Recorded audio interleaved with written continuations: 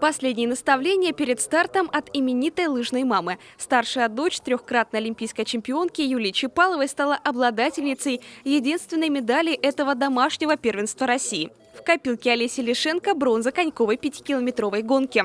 Она стремится показать какие-либо результаты. На сегодняшний день, в принципе, она выступает так, как вот она потренировалась, так и выступает.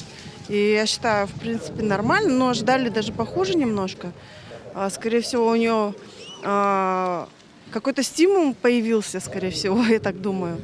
Может быть, она переросла возраст такой и уже готова сражаться с более такими силами.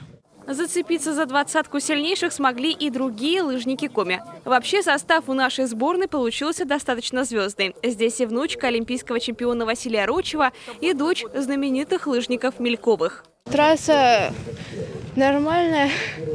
Сначала не очень тяжело, только последний подъем тяжело. А так все хорошо.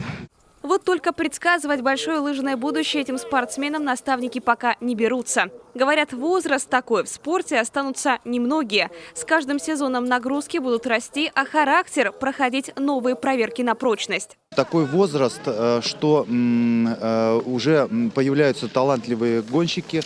И, конечно, тренеры обращают на них внимание в первую очередь. Следующий возраст у них это 17-18 лет. Кто будет заниматься, кто останется заниматься, естественно, тренеры будут за ними наблюдать. И будут стараться их держать в этом виде спорта. И все же есть у наших лыжников один большой плюс – свой комплекс. На домашних трассах можно тренироваться круглый год. Те же кировчане, как только начали укреплять базу, сразу пошли медали. На этих стартах заработали 2. Хотя проблем еще много, говорят вятские наставники. К сожалению, у нас, конечно, пока все скромно. Один огромный плюс, что у нас сейчас построили свой центр, где есть возможность тренироваться круглогодично и летом, и зимой.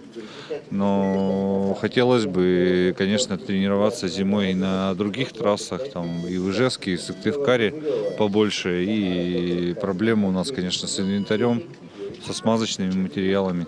Наш лыжный комплекс к повышенным нагрузкам готов и впредь. Уже завтра на старт выйдут лыжники в погонах. На тренировочных трассах уже замечены именитые нацгвардейцы, олимпийцы Александр Легков и Никита Крюков. Со многими общался, с лыжниками, которые заканчивают свою карьеру, они видеть не могут лыжи, выкидывают их. У меня такого нет. Я до сих пор катаюсь, получаю от этого массу удовольствия и призываю всех вставать на лыжи, потому что это самый лучший вид спорта. Анна Зубарева, Виктория Палкина, Иван Богомолов, телеканал Юрган, Сыктывдинский район.